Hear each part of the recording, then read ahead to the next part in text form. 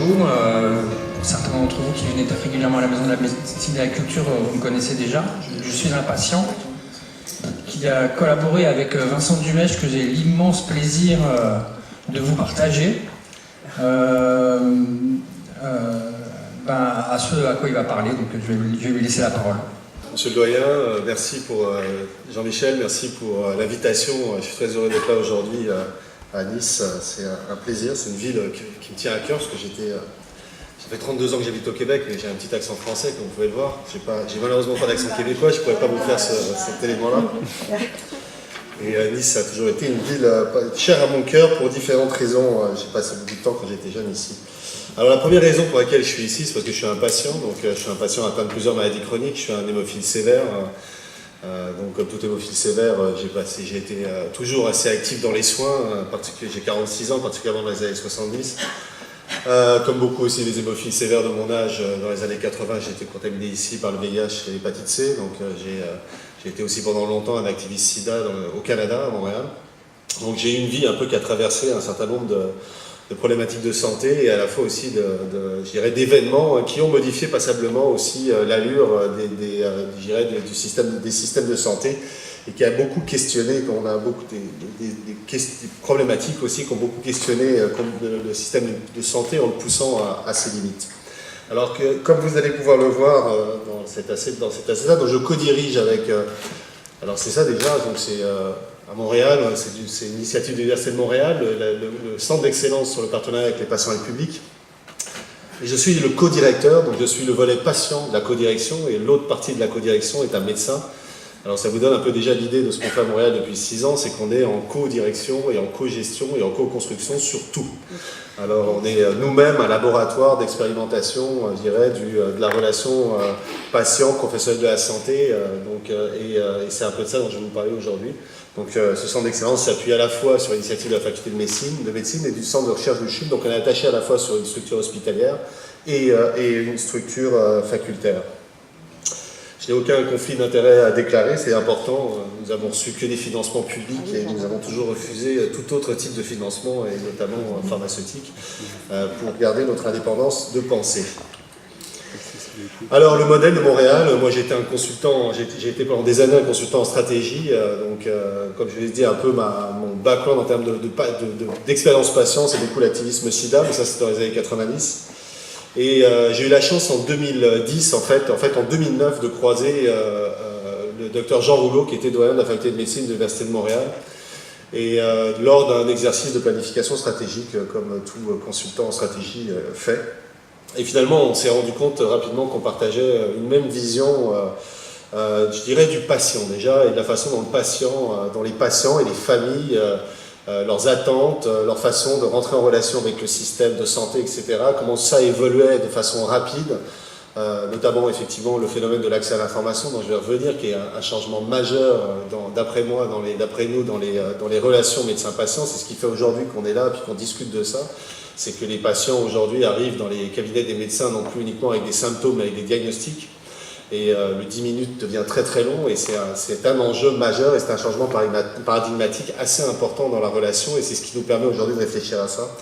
Donc je pense qu'on partageait cette vision que les patients et les familles changeaient considérablement, beaucoup plus de patients atteints de maladies chroniques également, j'y reviendrai.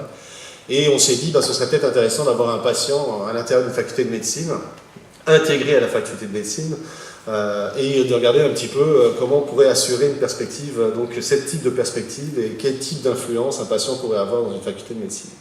Alors j'ai commencé cette expérience en septembre 2010, il y a eu une capacité bâtie, c'est-à-dire qu'on a débuté à l'époque ce qu'on appelle on appelait un bureau facultaire de patients partenaires, donc j'ai été le premier à le monter.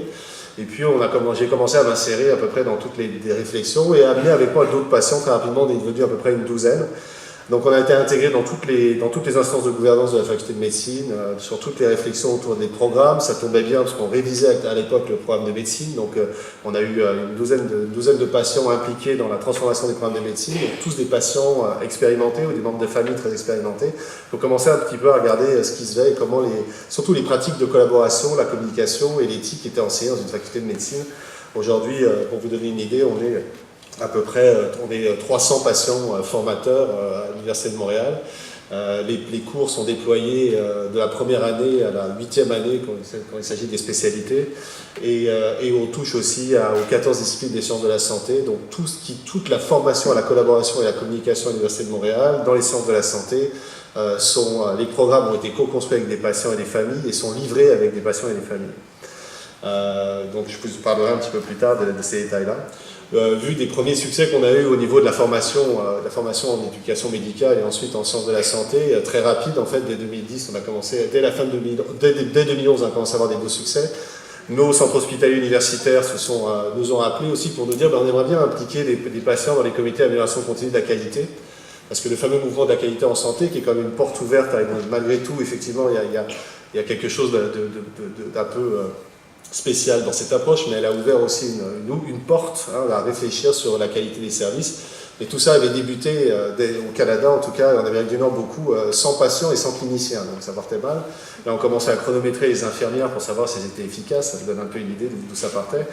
Alors, mais rapidement, ils se sont rendus compte qu'effectivement, des cliniciens, ce serait bien, puis éventuellement des patients. Alors ça, le mouvement a commencé beaucoup, on a commencé à impliquer, c'est vraiment démarré beaucoup chez nous, où on a commencé à impliquer des patients avec des résultats assez incroyables. On a fait on a accompagné une trentaine d'établissements à l'échelle du Québec sur cette question-là.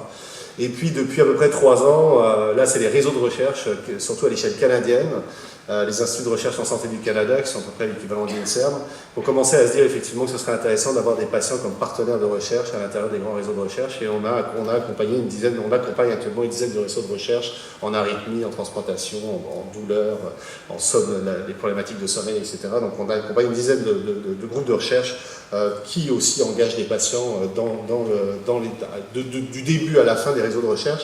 Et je voudrais juste faire une petite précision aussi sur PCORI dont vous avez parlé tout à l'heure.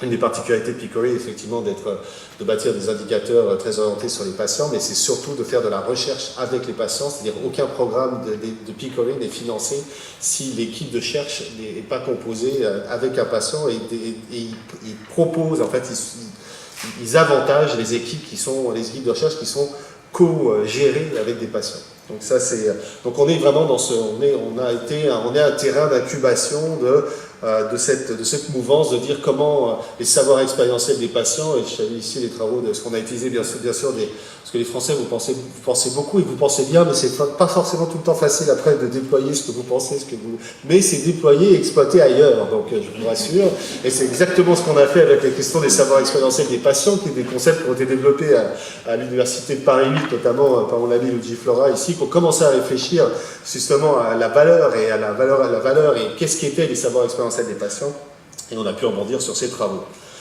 Alors aujourd'hui, la démonstration que je vais vous faire rapidement dans les prochaines minutes, c'est la question de fond, c'est pourquoi les patients sont des partenaires incontournables dans les soins et dans nos systèmes de santé.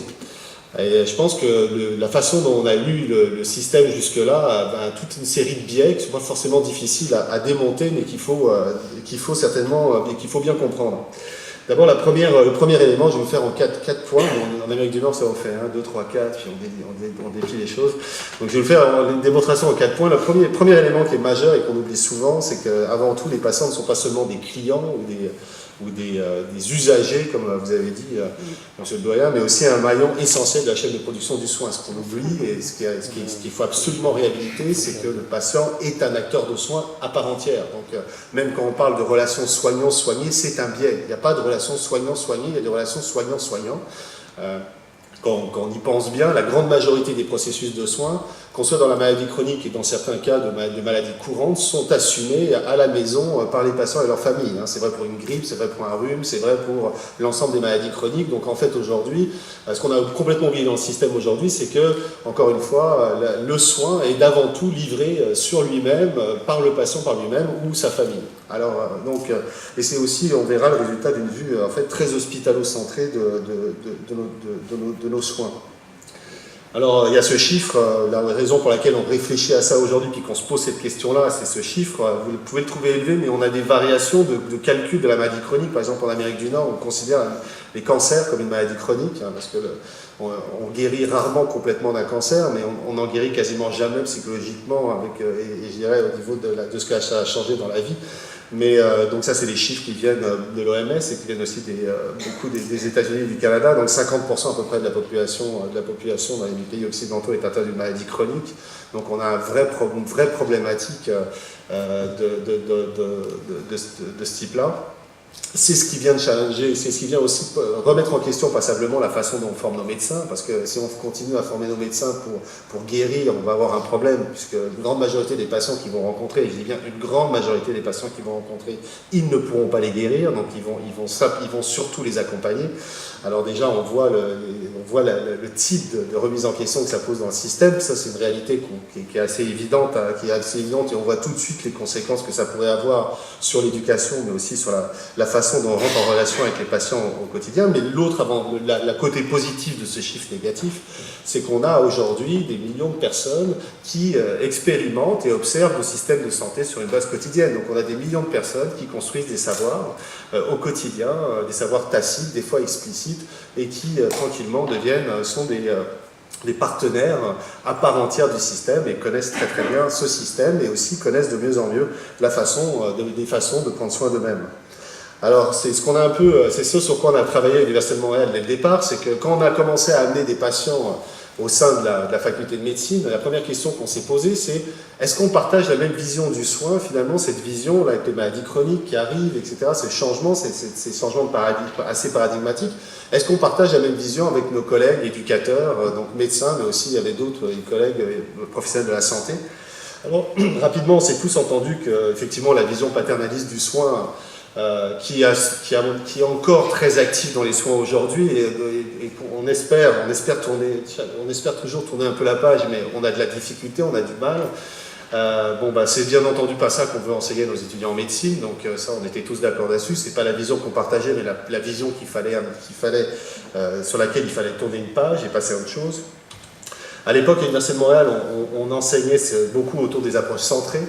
Alors, des approches centrées sur le patient, avec cette façon de voir le patient au centre du système qui a été, je vous rappelle, développée il y a à peu près 25 ans, à peu près 30 ans, il y a bien longtemps, en réaction au paternalisme, et au paternalisme médical en particulier. Donc c'est une vision très orientée sur les soins, c'est une vision qui a été beaucoup développée notamment par les infirmières, qui met l'accent énormément sur la collaboration interprofessionnelle, donc on le voit, qui est un élément extrêmement important aussi, hein, c'est quelque chose sur lequel il faut bien entendu insister, mais beaucoup de nos patients nous disent, nous, on ne se voit pas au centre, et puis c'est pas forcément cette image-là qui nous représente le mieux, bien qu'on la trouve plus intéressante que celle-là, qu'elle est importante.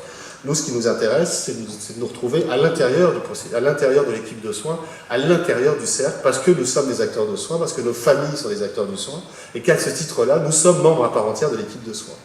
Donc aujourd'hui, à l'Université de Montréal, la façon dont on enseigne la collaboration part sur ce principe-là, et c'est ce qui a été la base en fait de l'introduction des patients formateurs, c'est que finalement, tout patient, dans la collaboration, un des objectifs des processus de collaboration, c'est d'amener le patient à une décision libre et éclairée.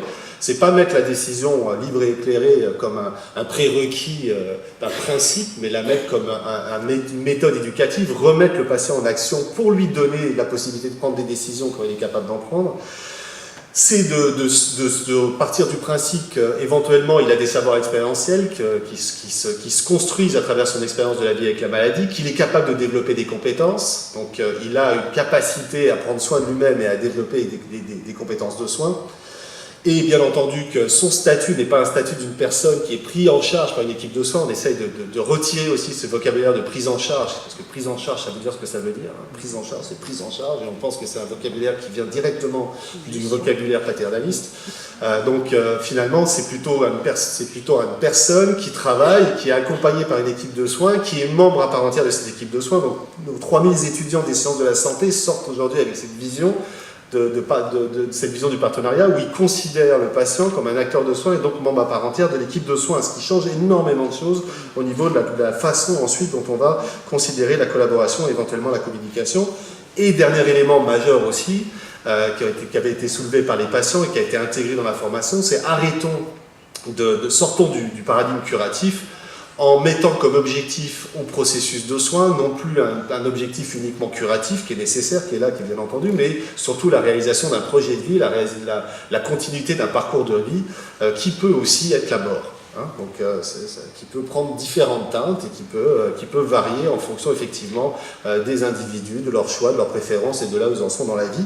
Et que généralement, une grande partie des raisons des raisons d'une observance au traitement, notamment, ou de la non-adhésion au traitement, c'est parce que des fois les plans de soins ne respectent pas ces projets de vie et donc forcément n'encouragent pas les personnes à suivre leur traitement. Le deuxième élément, et pas des moindres, c'est aussi que les patients ne sont pas seulement l'expression d'une somme de besoins, donc on a toujours un petit peu cette idée de dire, ben, effectivement, les patients nous donnent des besoins, c'est important qu'on les intègre de façon holistique, mais ce n'est pas suffisant, mais ils sont surtout les détenteurs d'un savoir très riche. Donc encore une fois, et ça c'est la posture, on pense que c'est le changement paradigmatique majeur, c'est la reconnaissance des savoirs expérientiels des patients. La première question qu'on m'a posée au conseil de faculté en 2010, quand on a présenté les premiers balbutiements du projet, c'était Vincent, c'était le chef de département de chirurgie, on a parlé tout à l'heure, qui est devenu un très bon allié, et qui me disait, Vincent, c'est très bien tout ça, mais c'est quoi l'expertise d'un patient? Et c'est une question importante, c'est quoi l'expertise d'un patient? Qu'est-ce que ça veut dire? Quel sens on lui donne? Comment on mobilise cette expertise éventuelle dans un processus de soins? Et quelle est sa valeur ajoutée? Et c'est la première question qu'on s'est posée, et c'est là où on est tombé sur les textes, notamment de Luigi et ses collègues, sur les savoirs expérientiels des patients. Alors, pour vous donner un petit peu une idée de la richesse de ces savoirs expérientiels, c'est des chiffres qui ont été donnés par Angela Coulter, qui est une chercheuse, une des plus vieilles chercheuses sur l'engagement patient dans les soins en Angleterre, qui est une personne absolument extraordinaire. Et dans un de ses derniers bouquins, elle donne ces chiffres. Alors, 5 à 10 heures, c'est le temps annuel moyen passé par un patient et ses proches avec un professionnel de la santé. Moi, j'ai fait le calcul. Donc, je suis hémophile, séropositif. Bon, j'ai plus l'hépatite C. Moi, je me suis débarrassé de cette affaire-là. Mais bon, j'ai des problèmes cardiovasculaires. Enfin, je vous passe le détail. Donc, j'ai un paquet de personnes autour de moi. Mais je ne dépasse pas. J'ai 8 heures en moyenne. Moi, je calculais. J'ai 8 heures par. Donc, on parle le temps relationnel de qualité. Là, on ne parle pas le temps qu'on attend. Dans les salles d'attente, ou le temps qu'on met à trouver une place au stationnement. Enfin, on parle du temps relationnel pur. Donc, en fait, c'est très peu. Hein. C'est vraiment quelque chose d'assez limité.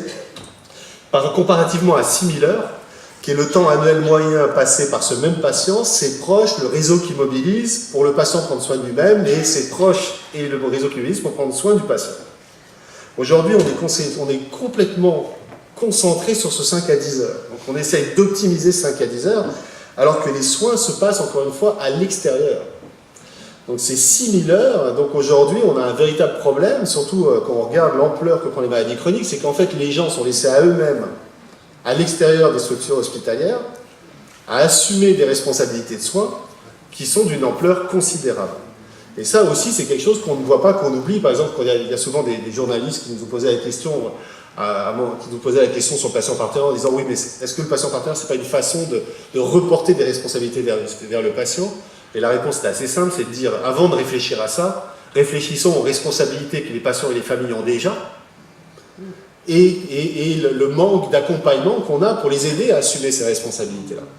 Alors on voit ça. Le côté positif de ce nombre-là, c'est que c'est une richesse incroyable à mobiliser pour l'évolution de nos systèmes de santé. Donc c'est pour ça qu'on se rend compte aujourd'hui, encore une fois, qu'il y a toute cette expérience à disponibilité. Les chercheurs sont en train de s'en rendre compte, les qualiticiens sont en train de s'en rendre compte. Tout le monde, les éducateurs sont en train de s'en rendre compte, c'est pour ça qu'on a des patients formateurs. Bref, c'est une richesse quand même incroyable, qui pour l'instant est largement sous-exploitée, que ce soit encore une fois dans le processus de soins par lui-même, ou alors mobilisé à des niveaux plus méso ou macro du système de santé. Mais pourquoi aujourd'hui c'est sous-estimé, pourquoi on ne l'utilise pas? Parce que, encore une fois, on pense que c'est la pierre angulaire de ce changement de paradigme, c'est cette question de la complémentarité, c'est-à-dire que vous en avez parlé très bien tout à l'heure, de dire que la base de ça, c'est la reconnaissance que dans la relation de soins, dans le processus de soins, il ne peut y avoir de succès sans la complémentarité entre plusieurs expertises. Si on simplifie, l'expertise de la maladie d'un côté, qui est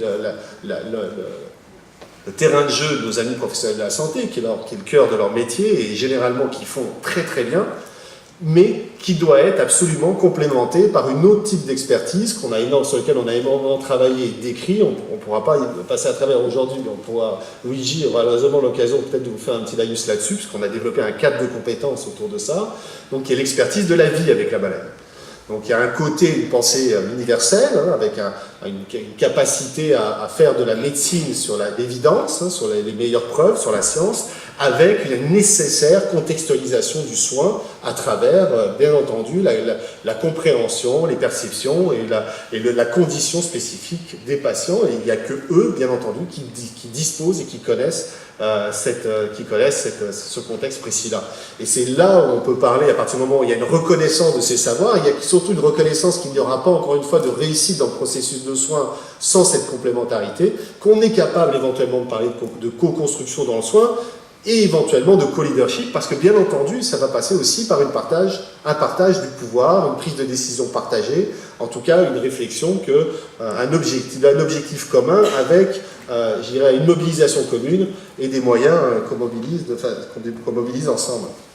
Alors, quand on a fait vous allez avoir tous accès à ces acétates-là, ça va être mis à votre disposition.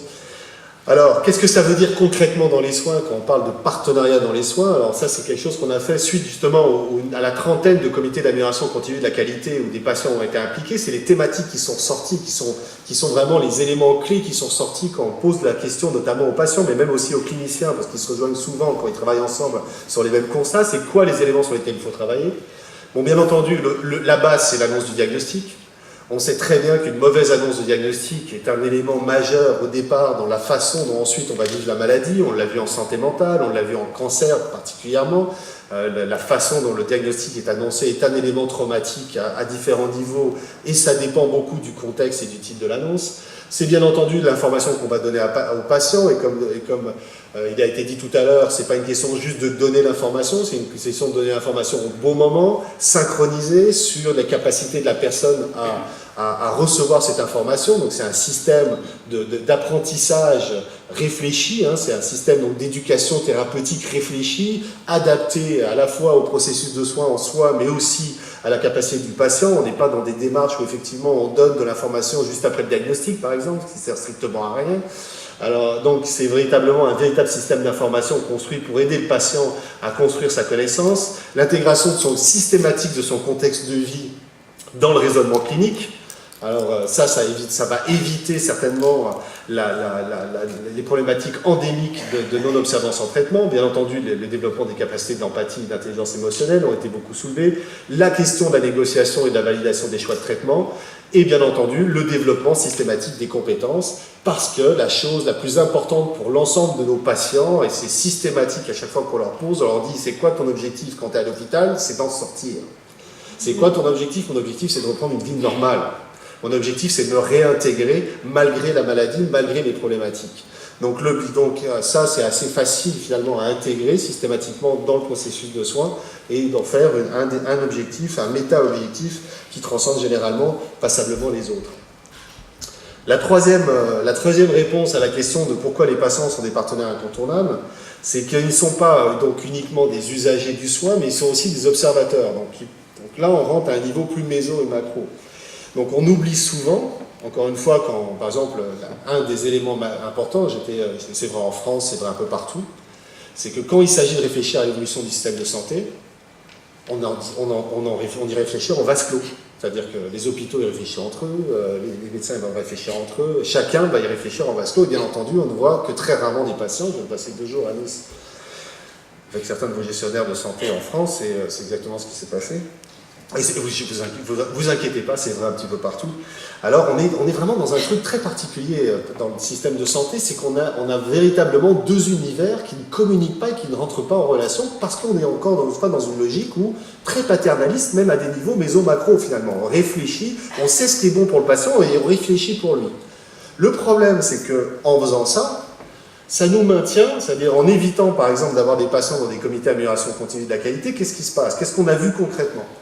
Alors, on prend un comité d'amélioration continue de la qualité sans patient dans un hôpital, il va analyser cette partie-là du processus. Je m'excuse, c'est mal ressorti le schéma.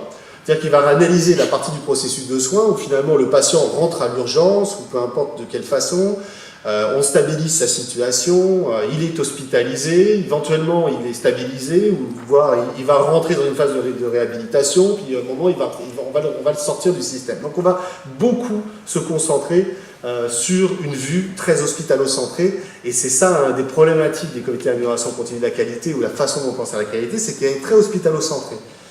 Quand vous les intégrez des patients dans ces comités-là, la première chose qui se passe, et c'est systématique, là c'est pas une fois de temps en temps, c'est tout le temps, ils vont vous parler de ce qui s'est passé avant, comment ils ont mobilisé les ressources de la communauté, comment ils ont mobilisé leurs propres ressources, comment des fois ils ont rencontré leur médecin de famille, donc ils vont traverser toutes les lignes de service, ils vont passer dans le milieu communautaire, donc vous allez avoir une vue d'ensemble beaucoup plus riche, beaucoup plus importante, puis ils vont vous parler aussi de ce qui va se passer après.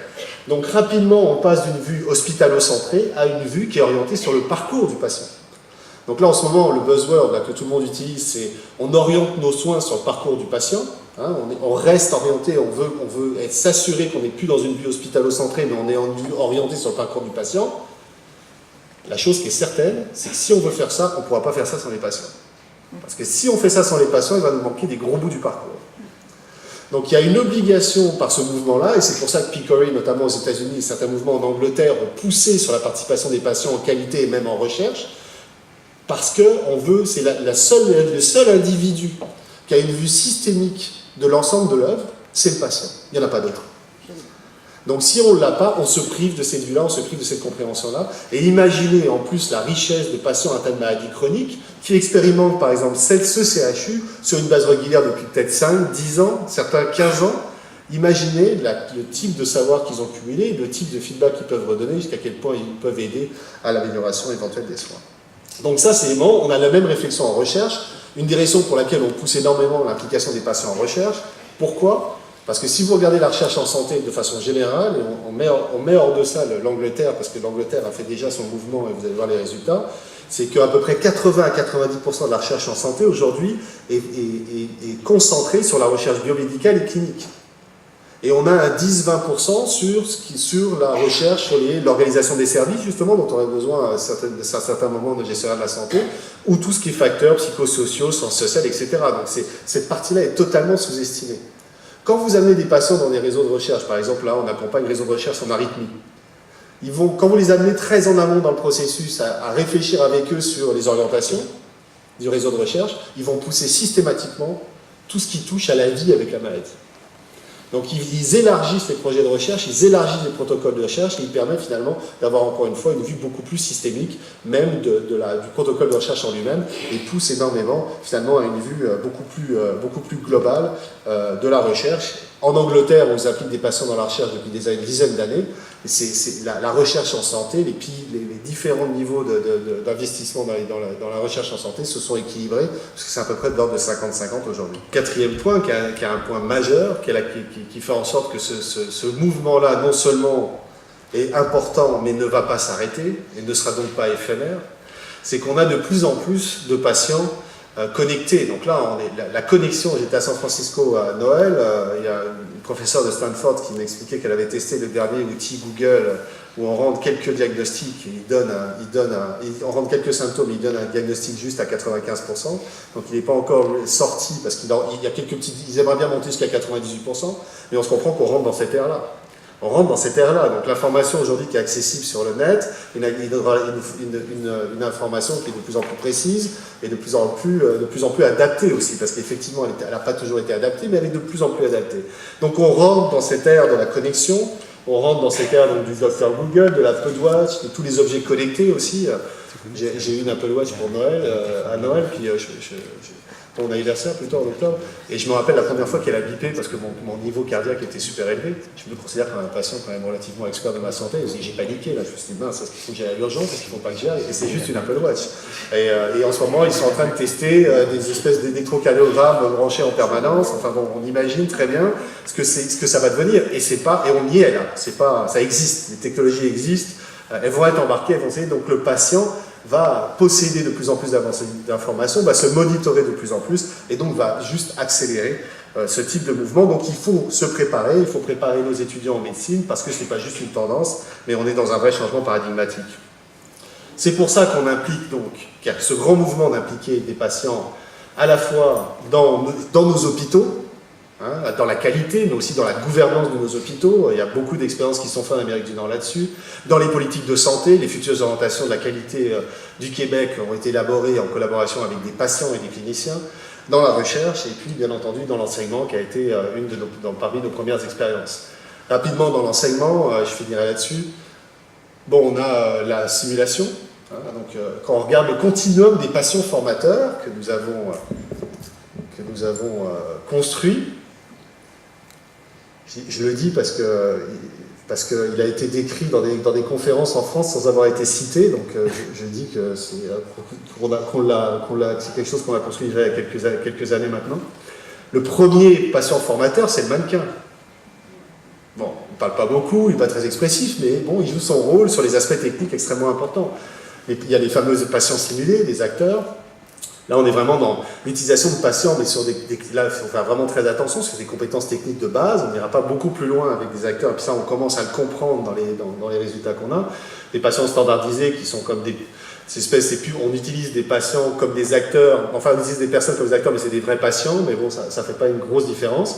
Nous, on a vraiment développé depuis 6 ans tout l'autre aspect, c'est-à-dire ce qu'on appelle les patients témoins, c'est-à-dire que même nos patients qui sont amenés à donner des témoignages, ils n'arrivent pas comme ça à donner un témoignage, ils sont préparés à donner un témoignage pour que ce témoignage soit pédagogique, pour que ce témoignage-là serve à quelque chose, et livre un message d'ensemble et généralisable.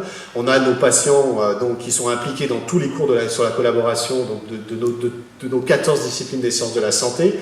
On a développé aussi des patients formateurs en éthique, donc là vous allez entendre parler de la médecine narrative, donc on se rend compte finalement que des patients très expérimentés, des familles expérimentées, peuvent écouter les témoignages de nos étudiants en médecine, par exemple quand ils commencent leur première expérience clinique, et peuvent les aider des fois à se repérer dans la complexité justement des situations qu'ils peuvent vivre.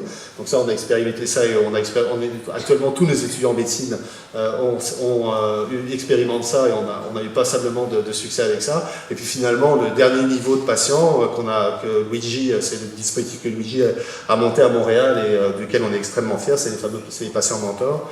Donc on est capable d'associer un patient expérimenté ou un membre de famille expérimenté pendant une année avec 3 à 4 étudiants des sciences de la santé qui a à disposition un patient expérimenté pendant qu'il fait ses premières expériences. Et donc on s'est cadré, hein, bien entendu, il y a toute une méthode pédagogique derrière. Et ça vous donne une idée aujourd'hui de tout ce qu'on peut faire, donc de comment les patients expérimentés et familles expérimentées peuvent aider nos étudiants des sciences de la santé à mieux comprendre justement ce changement de paradigme et éventuellement à y faire face. Alors c'est ce qu'on a expérimenté depuis pas mal d'années maintenant et desquels on est très très fiers. Alors c'est une capsule ouverte sur l'expérience de Montréal. J'espère que ça vous a plu, puis merci encore beaucoup pour l'invitation. Merci. Merci beaucoup.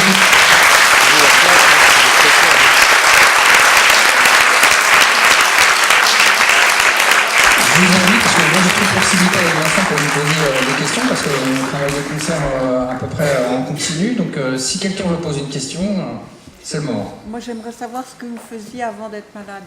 J'ai jamais été pas malade. Je suis désolé, je suis un hémophile, donc j'ai été contaminé, je suis un hémophile sévère, donc je suis né hémophile, et donc j'ai été contaminé, j'avais 14 ans, donc disons que j'ai jamais pas été malade. Je peux pas répondre à cette question-là. J'étais un conseiller en stratégie. Ça aide. Alors c'est ça aussi, ça c'est le gros avantage d'avoir 300 patients formateurs, c'est qu'en plus, ils ont tous une formation socio-professionnelle ou en tout cas des habilités qui peuvent être mises au service du système de santé, en plus du fait de la chance qu'ils ont d'être patients. On a même certains qui sont acteurs et patients. Je parle beaucoup de patients, mais on travaille sur les 3 niveaux en fait. On travaille avec et pour les patients, les familles, voire les aidants naturels qui ne sont pas membres de la famille. Donc tout ce concept, toute cette approche fonctionne pour bien entendu les savoirs expérientiels, etc. Avec certaines variantes, on ne rentrera pas dans les détails, mais effectivement, oui, on touche à toutes les dimensions. Dans nos patients formateurs, on a à peu près un tiers qui sont des parents. Les mother power, j'appelle ça, là, ils sont super puissants, là, c'est les mères, là, c'est extraordinaire. On le sait qu'elles sont extraordinaires les mères, mais bon. Alors d'ailleurs, en passant, Picori, celle qui est une des âmes du volet Patient Engagement à Picori aux États-Unis, qui a un gros succès, c'est Sue Sheridan. Et Sue Sheridan est une mère d'une enfant malade. Donc c'est beaucoup, moi je la connais bien, c'est beaucoup ça qui l'anime. Vous pensez qu'on en est où en France par rapport à l'expérience de Montréal sur en effet l'intérêt expérientiel du patient? Moi, ce que je trouve un peu dommage en France, très honnêtement, c'est que vous avez énormément travaillé là-dessus. Vous êtes certainement le pays conceptuellement le plus avancé sur la question. C'est-à-dire que vous avez bien entendu toute la réflexion sur l'éducation thérapeutique, donc vous êtes parmi les pionniers et les plus avancés. Sur la question des savoirs expérientiels des patients, les expériences qui sont faites à droite à gauche, par contre, ça ne se déploie pas et il y a très peu de cohérence. Donc je pense qu'il faudrait un petit peu unifier les forces, si je peux me permettre. Mais où sont les explications? Parce que par exemple, je crois que il y a eu la domination d'un collège d'évaluation des processus thérapeutiques, enfin des médicaments à l'HAS, et Madame Marisol Touraine s'était engagée à mettre en effet le patient au sein de ce collège, et finalement il semblerait que ça n'y soit pas. Ouais, c'est assez. En plus, il venait de faire une étude, il venait justement de faire tout un colloque, je ne sais pas comment ils appellent ça, là. Enfin bon bref, l'HAS venait d'organiser quelque chose pour savoir un peu où étaient les meilleures expertises, puis finalement au bout de ligne, ils ne le font pas. Alors l'explication qu'on m'a donnée hier, parce que j'ai posé la question hier, il y avait des gens du ministère de la Santé, c'est qu'en fait c'est une nomination politique. C'est-à-dire qu'en fait, c'est pas aux gens de la HAS à qui on a demandé qu'il fallait nominer, mais c'est les députés, je pense, qui dominent donc, jusqu'à quel point étaient-ils sensibilisés à cette question-là? Je voulais vous féliciter pour cette présentation exceptionnelle. J'ai entendu beaucoup de choses, en particulier le patient, c'est l'expert de la vie avec la maladie, ce qui est complètement différent du soignant que l'expert de la maladie. J'ai une question. On en a un peu parlé tout à l'heure, mais je n'ai pas eu la réponse. Vous avez donc 300 enseignants de plus dans votre faculté, avec les patients experts. Vous en avez 300, c'est ça? Est-ce que vous les payez? Oui. Parce que les enseignants dans votre faculté sont payés. Moi, on est là pour discuter, d'essayer de développer ces nouvelles techniques pédagogiques qui me semblent essentielles à la faculté de médecine de Nice. Les enseignants des facultés sont payés, c'est un métier d'enseigner, donc vous dites que vous les payez tous. Alors, il y a plusieurs modèles. Il a fallu faire la démonstration à travers certains pilotes que ça fonctionnait. À partir du moment où on a démontré qu'effectivement il y avait une valeur ajoutée, on est devenu aussi un espèce de laboratoire pour le Québec autour de ces éléments-là. Donc finalement, une fois qu'on a fait la démonstration que ça fonctionnait, notamment on a réussi à se financer parce qu'on a déployé tout le processus sur l'ensemble des disciplines des sciences de la santé. On en a 14, donc ça a été pas seulement un financement de la faculté de médecine, mais un financement de 14 départements des sciences de la santé et des services sociaux à l'intérieur de l'Université de Montréal. Mais on n'y est pas arrivé le premier jour, bien entendu. Donc je pense qu'encore une fois, il y a une démonstration à faire, mais il y a des modèles où les patients ne sont pas payés. Il y a certains de nos patients qui ne veulent pas être payés, et je pense très honnêtement qu'on aurait pu trouver une forme de... D'abord, moi je pense que la base, c'est de les dédommager pour que ça ne leur coûte rien. Ça c'est sûr qu'on ne peut pas faire, ça me paraît normal. Après, je pense qu'il faut trouver... Le problème, c'est que si on ne paye pas les gens, on va beaucoup se retrouver avec une certaine catégorie de personnes. Mais, encore une fois, c'est jouable, c'est différent, ce n'est pas des nombres d'heures incroyables. Et puis, il faut faire la démonstration que ça fonctionne. Et nous, on a tout ça, il y a eu des publications, ça a été évalué. Et à partir du moment où ça fonctionne, ça fonctionne. Je veux dire, par exemple, il y a de l'argent qui était dans les centres de simulation qui ont été transférés, par exemple. Bon, parce qu'on a trouvé qu'effectivement, des fois, ça pouvait être plus utile d'y aller de cette façon-là plutôt que de passer par les centres de simulation. Alors, je pense que... Et l'efficacité... Je veux dire, le programme de mentorat, c'est juste du bonbon, là. Je veux dire, l'efficacité est absolument incroyable. Et on l'a mis optionnel avec un nombre de places limité, parce que là, justement, ça coûterait une fortune si nos 300 étudiants par an en médecine voulaient faire du mentorat. On n'y arriverait pas. Mais puis c'est bon aussi que ce soit des fois optionnel et puis qu'on crée un effet de rareté. Et il y a une force aussi qu'on n'utilise pas assez, c'est les médecins de ville. Et donc un petit peu cette association, je l'avais aussi lancée aussi pour qu'on prenne en considération le savoir des médecins de ville. Et donc un partenariat avec l'hôpital, les patients, mais aussi la ville. Voilà, je crois que vous travaillez dans ce domaine aussi à Montréal. Les premières années de médecine devraient être entièrement consacrées à former des médecins généralistes. Donc on est beaucoup dans cette optique-là. Et non pas commencer à se spécialiser dès la première année, enfin dès les premières années de médecine, mais vraiment être dans une optique de médecine générale. Donc on s'est beaucoup rapproché des médecines de famille. Nos étudiants sont beaucoup exposés à des terrains, donc sont dans les cabinets des médecins de famille comme lieu d'apprentissage. Et puis bien entendu, il y a eu toute une série d'expériences qui ont été faites aussi avec même la ville en elle-même, les arrondissements, les espaces communautaires, etc., pour qu'il y ait un rapprochement et qu'il y ait des liens avec la communauté. Ce projet-là est un projet de... En fait, la santé de demain, et hier, il y avait un nouveau médecin là, qui est en charge ici je ne me rappelle plus d'un jeune médecin qui est absolument génial. Donc lui, j'ai partagé complètement sa vision de la santé, c'est que la santé, à partir du moment où on dit que le patient est un acteur de soins, donc à partir du moment où on comprend puis qu'on le réalise, les frontières entre les acteurs de soins se deviennent beaucoup plus floues avec la pression de l'information, donc on a accès à beaucoup d'informations, donc ça rend encore les choses plus floues.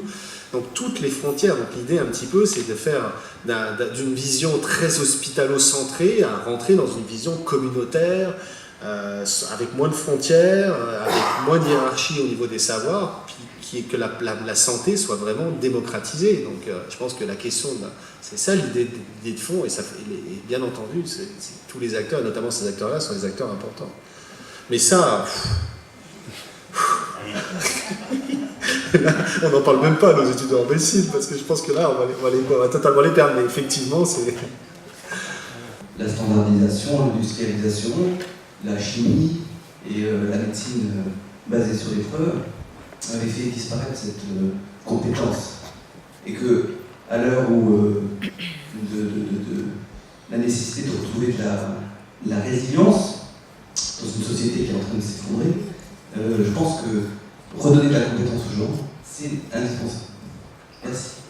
Ils ont testé 3000 des médicaments les plus utilisés en Angleterre, enfin les 3000 médicaments, et puis ils ont regardé quels étaient ceux où il y avait effectivement des études cliniques randomisées sérieuses qui validaient leur efficacité.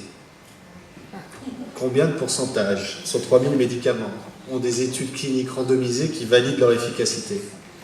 Qui pense 50%? 30%? 20%? Faut lever la main. 11%. Alors, ça ne veut pas dire qu'il n'y a pas eu de recherche dessus. Ça veut dire que si on rentre dans le paradigme de l'evidence-based, qui est un paradigme où effectivement il faut des essais cliniques randomisés pour arriver à une validation complète de l'efficacité d'un médicament, donc vraiment c'est quelque chose qui coûte très cher aussi, c'est pas évident de le faire à chaque fois. En plus, effectivement, par exemple, on s'est fait un peu avoir parce que les associations de patients, notamment, on a mis notamment en VIH, on a mis beaucoup de pression sur les pharma pour qu'ils sortent plutôt les médicaments, mais en même temps, ça faisait en sorte qu'ils ne finalisaient pas les essais cliniques à long terme, donc en bout de ligne, on s'est un peu tiré une balle dans le pied aussi, bon, ça fait partie aussi du risque de la chose, mais je pense que l'évidence-based est en train de se remettre en question aussi, de façon assez importante, parce que c'est complètement irréaliste en fait. Donc c'est important, mais c'est irréaliste. C'est d'ailleurs sur ça qu'est né, si vous aimez lire là-dessus, tout le courant de la prise de décision partagée, qui est un courant très nord-américain, mais qui est extraordinaire, qui est justement sur la démocratisation des données scientifiques auprès des patients pour faciliter la prise de décision, qui est vraiment quelque chose d'assez extraordinaire. J'aimerais savoir si parmi les patients, il y a des enfants ou au moins des adolescents. Et sinon, pourquoi? Et si oui, est-ce que vous avez rencontré un peu des défis particuliers pour les associer à votre programme? Et on a une expérience qui est en cours actuellement sur la formation au diagnostic des sites de douleur en arthrite rhumatoïde. Donc on utilise des jeunes adolescents qui sont touchés par l'arthrite rhumatoïde depuis très longtemps et ils forment des étudiants en médecine sur comment diagnostiquer les sites de douleur. Donc ça c'est quelque chose de très spécifique qu'on connaissait chez les adultes qu'on est en train d'appliquer à l'adolescence, mais actuellement nous n'avons pas d'adolescents. En fait c'est parce que l'occasion s'est pas vraiment présentée, bizarrement il n'y a pas eu mais on veut le faire, donc mais on n'est pas allé dans le champ pour l'instant. Par contre on a ça va de 19 à peu près à 82 ans, là, nos patients et familles. Mais on n'a pas c'est quelque chose qu'on aimerait faire, oui. Oui. Est-ce que le premier patient de l'étudiant ou du médecin ne pourrait pas être le médecin lui-même? Alors ça, hier, j'ai justement la conférence où j'étais, on a eu un moment important, parce qu'on a eu une gestionnaire d'un hôpital français qui a fait son coming out en expliquant qu'elle était une survivante du cancer et que ça l'aidait beaucoup aujourd'hui à faire le pont entre son métier et la réalité des patients. Ce qui est extrêmement rare. Hein, parce que, et pourtant, je pense que c'est une des grandes richesses qu'on a dans le système, parce que bien entendu, nos professionnels de la santé n'échappent pas à la règle des maladies chroniques et des problèmes de santé. Le problème, c'est qu'il y a une espèce de pudeur, en tout cas, je sais pas, c'est très difficile. Moi, je le vois avec mes collègues à la faculté de médecine, ils n'en parlent pas, ils ne mobilisent pas, etc. Donc, je pense qu'effectivement, on fait un exercice, notamment avec nos étudiants des sciences de la santé, puis vous le faites, je pense que vous allez en parler aussi tout à l'heure, où on leur demande dès le départ de décrire, dès qu'ils arrivent en première année, on leur demande de décrire une situation qu'ils ont vécue eux-mêmes de soins ou avec quelqu'un de leurs proches pour qu'ils réalisent que, si on devait faire l'essai ici, si on vous demandait lever la main tous les gens qui sont des patients ou qui ont quelqu'un de malade proche d'eux. Qui ont été des patients. Ouais, ou qui ont été des patients. On se comprend que c'est beaucoup de monde. Il n'y a plus grand monde aujourd'hui qui, malheureusement, de proche ou de loin, n'est plus touché par la maladie. Et si on était capable d'avoir, nous, dans nos patients formateurs, on a à peu près 20% qui sont aussi des infirmières, voire des médecins. C'est des ponts incroyables. Vous avez aussi, à la faculté de médecine de Montréal, un patient formateur qui est rentré dans les études de médecine et qui nous donne beaucoup d'indications avec sa perception patient, d'une part. Et puis, deuxièmement, moi j'ai fait une thèse, et dans cette thèse, j'ai fait une étude exploratoire de professionnels de santé qui ont vécu l'épreuve de maladies graves. Et en fait, c'est pas si simple que ça. Ça veut pas dire qu'on peut pas avoir des professionnels de santé, mais il y a beaucoup de professionnels de santé qui n'arrivent pas forcément à rentrer vraiment dans la perspective patient du fait même de leur formation de profession de santé. Donc il y a vraiment là, on se retrouve un peu avec ce qu'on a fait à Montréal, c'est-à-dire à prendre les patients à partir de compétences et de les recruter pour leurs compétences et leur capacité à rentrer dans cette perspective patient. C'est pas vraiment une question, c'est juste un petit commentaire. Vous avez parlé de commandant de bord, alors je saisis l'occasion parce que je suis un ancien commandant de bord de l'armée de l'air. Juste pour vous dire que si on n'est pas encore convaincu de l'intérêt et de la nécessité de l'écoute, il y a eu l'exemple de l'aéronautique qui est très intéressante. Pendant des décennies, la non-écoute du commandant de bord à l'égard de son équipage a coûté des milliers de vies lors des accidents, parce que 60% des accidents sont liés aux erreurs humaines. Et jusqu'en 1977, vous avez peut-être le souvenir de l'accident de Tenerife, 600 morts quasiment, 580 morts, pour des problèmes de communication et d'écoute. Et depuis a été mise en place dans l'aéronautique militaire puis civile, ce qu'on appelle le CRM, le Cockpit Resource Management. Et donc on a juste dit aux gens dans les équipages, écoutez-vous, parlez-vous, et si vous regardez les courbes d'accidentologie avec l'augmentation du trafic aérien, ça a eu un effet énorme. Donc je souhaite simplement le même bénéfice au niveau de la santé. Et je pense à un médecin qui a été malade, c'est bien Hahnemann, le père de l'homéopathie. Il a essayé les médicaments sur lui-même et tous les médecins qui étaient avec lui faisaient la même chose. Ils sont tombés malades et ils ont étudié ce que ça voulait dire. Hein, donc c'est quand même aussi quelque chose qui existe. Bon, on ne va pas le rechercher, mais disons qu'il y a une part de la médecine qui peut faire cette démarche. Et puis moi, je vais terminer avec ma propre histoire. Je suis médecin et sourde, et depuis mes 4 ans. Mais je vois que j'ai toujours regardé l'histoire en me disant je suis et médecin et sourd. Je ne savais pas toujours où me situer. Et finalement, plus ça va, plus je suis contente d'être, contente. Je me rends compte que quand on a une maladie grave ou un handicap, ce qu'il faut, c'est vraiment l'intégrer dans sa propre histoire et on devient autre. Et je trouve que les malades sont quelque chose qui fait qu'après, il y a des fois on me dit quelque chose et je dis ah oui, pardon, j'ai oublié. C'est-à-dire qu'après on a oublié ce qu'on est, donc c'est peut-être pas si simple de revenir. On a fait le deuil de quelque chose et voilà, c'est fini. Hein. C'est extrêmement important ce que vous dites, que la maladie est un processus de douleur et de souffrance, c'est difficile, ça peut être terrible, mais c'est aussi un processus émancipatoire. Et en engageant les patients de cette façon-là, on mise sur cet élément majeur de la maladie comme quelque chose aussi de positif, de quelque chose qui apporte quelque chose à travers une transformation individuelle. Ce qui est difficile à dire, mais qui est là. Alors merci beaucoup. Je voulais noter aussi, c'est incroyable ce que vous faites aussi ici, ce que Jean-Michel fait, tout ce qui a été organisé. Moi, j'ai jamais vu ça. Alors, en tout cas, de cette forme-là, puis toute l'initiative ici à Nice. Alors, félicitations. Bravo aussi pour votre vision. Portez-la et c'est génial. Merci à tous. Merci beaucoup.